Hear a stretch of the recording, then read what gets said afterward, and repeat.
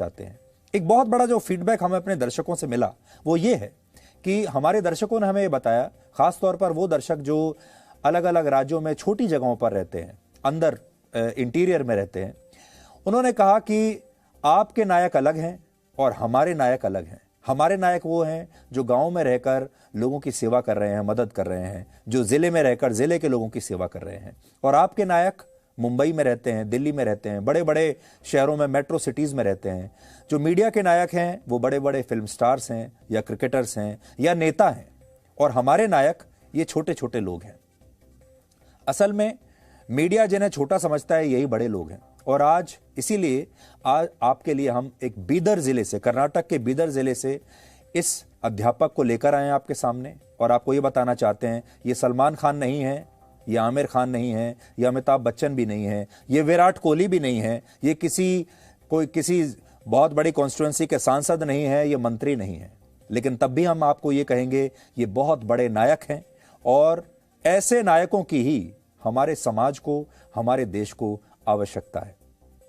आज स्वामी विवेकानंद का भी जन्मदिन है, और इस मौके पर हम आपको यह बताएंगे कि आज के जमाने में कैसे विवेकानंद के विचारों की लड़ाई वीडियो गेम वाली पीढ़ी से हो रही है। और अगर भारत के युवा अगले 20 साल ऐसे ही वीडियो गेम खेलते रह गए तो भारत कभी भी दुनिया की सुपर पावर बन नहीं पाएगा। भारत दुनिया की सबसे बड़ी युवा शक्ति है। भारत की कुल आबादी की मध्य आयु 28 वर्ष है। इसे मीडियन एज कहते हैं। आप इसे ऐसे भी समझ सकते हैं कि इस समय भारत की आधी आबादी की उम्र 28 वर्ष से कम है, जबकि बाकी आधी आबादी की उम्र 28 वर्ष से ज्यादा है।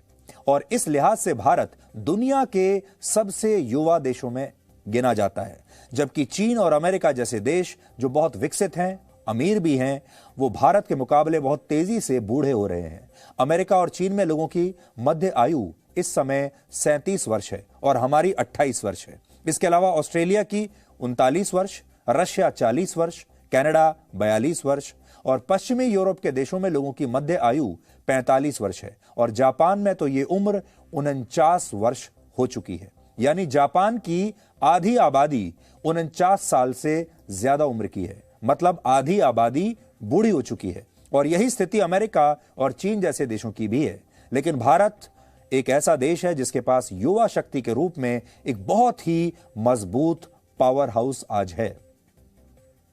और आज राष्ट्रीय युवा दिवस है। इस मौके पर हम आपके साथ युवाओं के बारे में बात करना चाहते हैं और युवाओं को यह बताना चाहते हैं कि वो शायद समझ नहीं पा रहे उनके ऊपर इस देश की कितनी बड़ी जिम्मेदारी है। हालांकि हमारे देश के पास ज्यादा समय अब नहीं है। कुल मिलाकर भारत के युवाओं के पास 20 साल बचे हैं। अगर इन 20 वर्षों में भारत एक सुपर पावर, एक विकसित देश बन गया तो देश का भविष्य कई मायनों में बहुत आधुनिक और बेहतर हो जाएगा। और अगर ये 20 वर्ष ऐसे ही निकल गए वीडियो गेम खेलते खेलते तो हम भी चीन और अमेरिका जैसी स्थिति में होंगे जहां ज्यादा आबादी बूढ़ों की होगी, लेकिन हमारा देश इन देशों से बहुत पीछे छूट चुका होगा। किसी भी देश में 15 से 59 वर्ष की आयु वाले लोग उस देश की अर्थव्यवस्था का असली पहिया होते हैं, सबसे मजबूत पहिया होते हैं। ये वो लोग होते हैं जो सबसे ज्यादा वर्क फोर्स में शामिल होते हैं। सरकार को टैक्स भी यही लोग देते हैं और देश में बच्चों और बूढ़ों की देखभाल भी यही करते हैं। सबसे ज्यादा शक्ति, ताकत भी इन्हीं के पास होती है, सबसे ज्यादा जोश भी इन्हीं के पास होता है। और इस समय भारत की कुल आबादी में इस आयु वर्ग की हिस्सेदारी है 62.5%। यानी हर 100 में से लगभग 63 लोग उस उम्र के हैं जो देश की अर्थव्यवस्था को चलाने में सक्षम हैं। लेकिन एक अनुमान के मुताबिक वर्ष 2036 में इस उम्र के लोगों का पीक आ जाएगा और इनकी हिस्सेदारी देश में 62.5% से बढ़कर 65% हो जाएगी और इसके बाद भारत बूढ़ा होना शुरू हो जाएगा। इसलिए अगर इस स्थिति को समझें तो भारत के पास अभी पूरे 20 साल भी बचे नहीं हैं सुपर पावर बनने के लिए और अपनी पूरी ताकत लगाने के लिए। क्योंकि अगर इन 20 साल में ताकत नहीं लगाई हमारे देश के इन युवाओं ने तो उसके बाद ये बूढ़े हो जाएंगे और देश भी बूढ़ा हो चुका होगा। इसके बावजूद हमारे देश के ज्यादातर युवा आज वीडियो गेम की लत में फंसे हुए हैं। इसलिए भारत चाहे तो आज जापान से बहुत कुछ सीख सकता है। यहां पर हम ये नहीं कह रहे कि सारे युवा ही वीडियो गेम्स खेल रहे हैं या सारे युवा ही भटक चुके हैं। हमारे देश में बहुत अच्छे युवा भी हैं, बहुत अच्छे छात्र भी हैं जो बहुत अच्छा काम कर रहे हैं। लेकिन अगर आप देखेंगे तो बड़ी संख्या में अब हमारे जो युवा हैं वो भटक भी रहे हैं। जीवन में उनकी जो प्रायोरिटीज हैं वो बदल रही हैं। वो मनोरंजन पर ज्यादा ध्यान देते हैं और जो बात आज हम कहने की कोशिश कर रहे हैं शायद इनकी तरफ तो उनका ध्यान जाता भी नहीं होगा। तो आज अगर उनके पास एक विकल्प हो, विकल्प है विवेकानंद या वीडियो गेम, तो क्या वो विवेकानंद के विचारों को चुनेंगे या वीडियो गेम को चुनेंगे? यह है बड़ी चुनौती। जापान की गिनती आज भले ही बहुत बूढ़े देशों में होती है, लेकिन एक जमाने में जापान भी भारत की तरह जवान हुआ करता था। वर्ष 1964 से 2004 के बीच जापान की ज्यादातर आबादी भारत की तरह युवा थी और इस दौरान जापान ने बहुत तरक्की की, बहुत काम किया, बहुत परिश्रम किया और आज जापान टेक्नोलॉजी और दूसरे क्षेत्रों में अमेरिका जैसे देशों को टक्कर देता है। और उसकी वजह यही है कि उसने अपने वो 20 से 30 साल बर्बाद नहीं किए, समय नष्ट नहीं किया। अगर जापान उस समय अपनी युवा शक्ति का सही इस्तेमाल नहीं करता, अगर जापान के जो युवा हैं उस समय अपने शौक पूरे करने में लग जाते, परिश्रम नहीं करते, तो आज उसके लिए अपना बुढ़ापा काटना बड़ा मुश्किल हो जाता। और ये बात चीन भी समझता है, जिसने पहले वन चाइल्ड पॉलिसी खत्म की और अब 2 से ज्यादा बच्चों के जन्म को भी वो कानूनी मान्यता दे रहा है, क्योंकि वो जानता है कि चीन एक राष्ट्र के रूप में अब बूढ़ा होता जा रहा है। हालांकि इन देशों के मुकाबले भारत के लिए जो सबसे बड़ा एडवांटेज है वो ये कि हमारी युवा शक्ति भारत के लिए कोहिनूर के हीरे जैसी है। भारत में इस समय 15 से 18 वर्ष के बच्चों की उम्र 8 से 10 करोड़ है, जिन्हें आजकल कोविड की वैक्सीन भी लगाई जा रही है। ये वही बच्चे हैं जिन्हें कोविड की वैक्सीन लगाई जा रही है जो भारत को सुपर पावर बनाएंगे, जबकि 15 या उससे कम उम्र के बच्चों की संख्या हमारे देश में 36 करोड़ से ज्यादा है। यानी इस समय देश में 46 करोड़ से ज्यादा बच्चे 18 साल से कम उम्र के हैं और अगले 20 वर्षों में यही 46 करोड़ बच्चे भारत की वर्कफोर्स में शामिल होंगे और उसके बाद 2 दशकों तक इन्हीं पर भारत की अर्थव्यवस्था की जिम्मेदारी होगी। बड़े होकर ये अपना परिवार चलाएंगे, अपने परिवार के लिए महत्वपूर्ण फैसले लेंगे। बड़े होकर यही लोग वोट डालेंगे, ये तय करेंगे कि हमारे देश में कैसी सरकारें आएंगी, देश का भविष्य कैसा होगा, देश की राजनीति किस दिशा में जाएगी। और यही बच्चे ये भी तय करेंगे कि आज से 20 साल बाद भारत की स्थिति क्या होगी। सोचिए, अगर ये 46 करोड़ बच्चे शिक्षित हुए, इन्होंने अच्छे से पढ़ाई की, इनके पास अगर हुनर हुआ यानी इन्होंने स्किल हासिल की, अगर ये स्किल्ड हुए तो भारत की ताकत कितनी बढ़ जाएगी। लेकिन इनमें से 7 करोड़ बच्चे आज ऑनलाइन गेमिंग की लत का शिकार हो चुके हैं। बहुत बड़ी संख्या में बच्चे ऐसे हैं जो परिश्रम से बचते हैं, ओवरवेट हो चुके हैं। अंग्रेजी में इसे डेमोग्राफिक डिविडेंड कहते हैं। आप इसे ऐसे समझिए कि जब किसी देश की आबादी की आयु में बदलाव की वजह से उस देश के आर्थिक विकास को मदद मिलती है तो उसे डेमोग्राफिक डिविडेंड कहा जाता है। इसी स्थिति में उस देश की लेबर फोर्स यानी कामगारों की संख्या ज्यादा होती है। कामगारों की संख्या बढ़ने से उस देश की बचत बढ़ जाती है, बचत बढ़ने से निवेश बढ़ता है और निवेश बढ़ने से नए आर्थिक अवसर पैदा होते हैं और ये आर्थिक अवसर औद्योगिकीकरण को बढ़ावा देते हैं। हालांकि यह मानना है कि भारत की युवा शक्ति ही उसे सुपर पावर बना देगी, यह भी एक भूल होगी।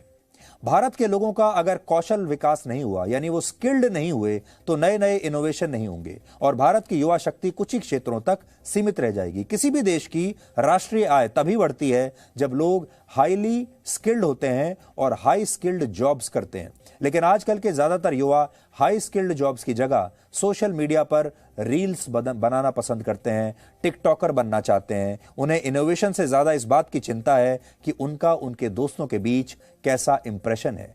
इनोवेशन से ज्यादा चिंता इंप्रेशन की है। अगर युवाओं का स्वास्थ्य अच्छा नहीं तो वो देश को सुपर पावर नहीं बना पाएंगे। उदाहरण के लिए, अगर युवा पीढ़ी का एक बड़ा हिस्सा आलसी हो जाए, परिश्रम करने से बचने लगे, तो देश कभी भी सुपर पावर बन ही नहीं सकता।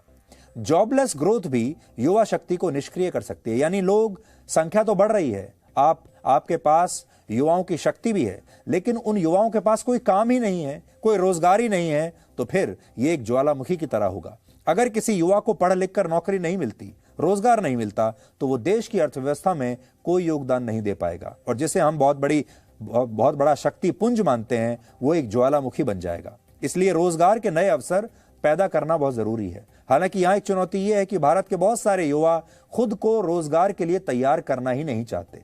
हमारे देश के युवा सॉफ्टवेयर बनाना चाहते हैं, लेकिन सॉफ्टवेयर कंपनी नहीं बनाना चाहते। और इसीलिए उन्हें कई बार दुनिया में कोडिंग कुलीज कहा जाता है। वो कोडिंग तो कर सकते हैं लेकिन बड़ी बड़ी कंपनियों का निर्माण नहीं कर सकते। वो इनोवेशन से ज्यादा वेकेशन के बारे में सोचते हैं। और एक सर्वे के मुताबिक भारत में 32% बेरोजगार ये मानते हैं कि अगर उन्हें नौकरी नहीं मिली तो वो खुद से भी कोई काम करने के बारे में सोचेंगे नहीं। यानी आत्मनिर्भर बनने का विचार बहुत सारे युवाओं के डीएनए में है ही नहीं। इसलिए हमारे देश के युवा चाहें तो इनोवेशन के लिए स्वामी विवेकानंद के विचारों से प्रेरणा ले सकते हैं। स्वामी विवेकानंद ने एक बार कहा था कि अपने जीवन में जोखिम उठाओ। अगर तुम जीतोगे तो नेतृत्व करोगे और हारोगे तो मार्गदर्शन करोगे। इसलिए ये बात आपको खास तौर पर हमारे युवाओं को हमेशा याद रखनी चाहिए। भारत के युवाओं पर सिर्फ अर्थव्यवस्था की जिम्मेदारी नहीं है बल्कि देश की राजनीतिक व्यवस्था की जिम्मेदारी भी और भागीदारी भी बहुत जरूरी है।